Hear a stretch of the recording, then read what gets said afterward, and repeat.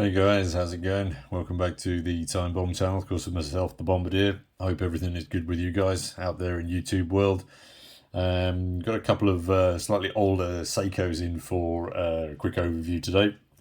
So we've got a Seiko AGS, one of the SUS models, and then over here for our two-tone Scar Boys, we've got a two-tone Kinetic, silver and gold.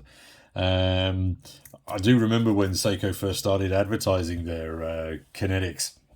I was a lot younger then, and I saw the advertising, etc., and the watch and the concept just made brilliant sense to me back then.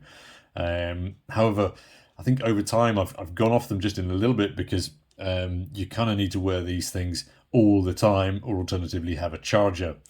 Now I get it. If you only own one watch and it's a Kinetic, then bingo, you're sorted. But if, like me, you sort of wear your watches in rotation, then you are, I think, a little pushed to that charging system, which is not a massive issue. You can pick them up and use them, etc. But I think, as I say, I just remember at the time, I thought, wow, brilliant, love the idea. And then I was like, okay, that doesn't work for me. I have noticed as well that the Seiko Burger Kings seem to be getting a little bit cheaper on Fleabay of late. I don't know whether people are just not that interested in buying them anymore, or whether it's indicative of the fact that people are preferring their autos and their quartzes. Therefore, if you're a Kinetic owner and you can set me straight on this, would really appreciate your thoughts. So drop a comment down below. I certainly appreciate the additional input. Let me just drop the camera in a little bit more there so we can see what. All right. So first up, as I mentioned before, so we've got a Seiko AGS SUS. This is a 5M42, and that's a serial. Oh, God, there, knocked the camera flying. And that's a serial number 783723, which I'm suggesting or feeling that dates the watch to probably 1997. It's kind of an odd dial choice color, I think, for the watch overall. I mean, the watch itself sort of looks semi-formal, dressy to sporty, but then you've got this yellowy orange sunburst here. Don't get me wrong, I absolutely love it. I just think, it just seems a little bit of an odd choice. It's certainly not that common to see these SUS around. I don't see that many people either I know particularly wearing them. I have seen a few with other dial colours, specifically like bluer ones, which then have Mercedes shaped hands on them, and then a couple of other colourways as well. So a little bit rare, I think. This one then is about 36 mils across. It's about 46 mils north to south. Slightly on the smaller side for my personal tastes. However, personal standouts to me on the watch are, you've almost got these monster style toothy, pointy hour markers there. Quite interesting. And then you notice as well that the hands are like almost an orange, where Seiko have attempted to match them to the dial a little bit, and those hands are fully loomed.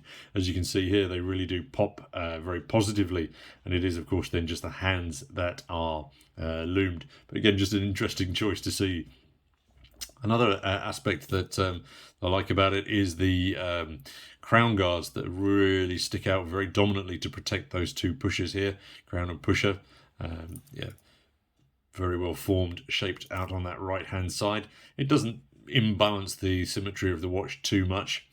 Date window again, and then at 4, but again they've blacked it as opposed to whiting it, which I think is a better decision considering the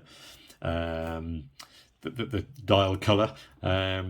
Also, you may have spotted when I just held it up there, the lugs really do angle down quite a lot.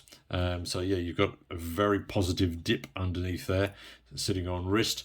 But as a consequence, what they think they've had to do is to create these faux end links here, or end link piece, just to fill in that gap, because I think otherwise, your bracelet is going to be going right up into that housing there, and it's probably then going to push it out or lock it out. So I think they've just done that to cosmetically remove the hole inside. Interesting touch.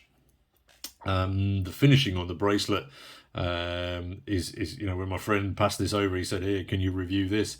is one of the first things that, apart from the dial colour, that I picked up on, like from a distance. This sheen, the satin sheen finish on there is excellent.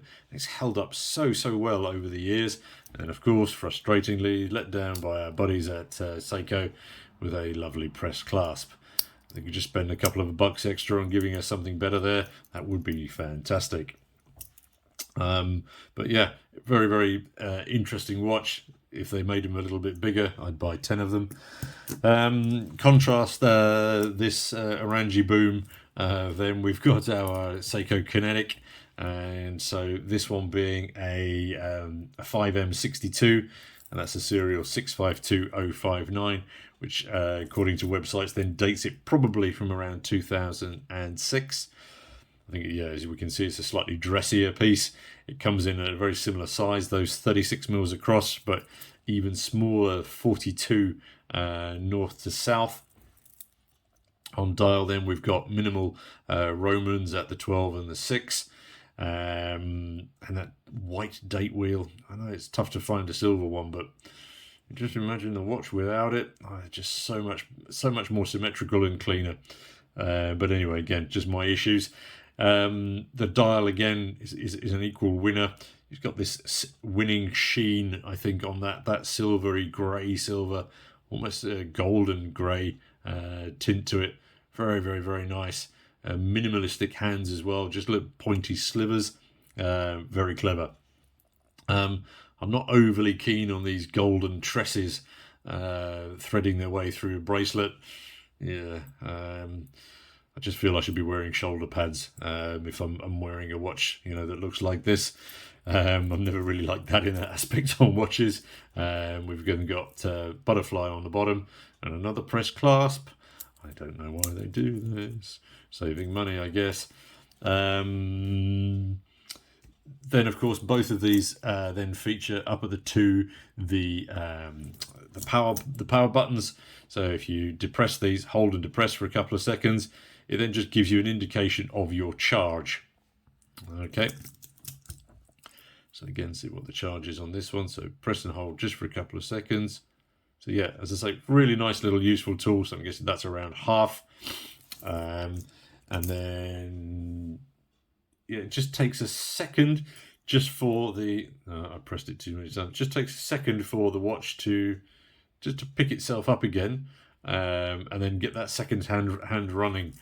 Now this, yeah, the orange one, maybe it needs a little bit of a fiddle, but this one seems to run much quicker. Come on, off you go. Live camera, as you see.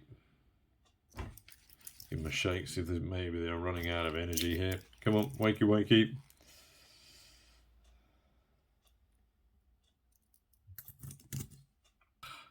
Yeah, I think they may need a charge up, because as you can see, the orange one, it just needs a little bit longer just to get everything running again. The perils of the perils of shooting live. You see again, silver one. Maybe it's just me. I just need to be a little bit more patient with it. So kind of cool retro pieces. I'm gonna say, if you own Kinetics and you use them regularly, I'd really appreciate your thoughts and insight on them. As I say, I've not owned one for a very long period of time. I kind of gave up on them a little bit, so it'd be interesting to hear your experiences.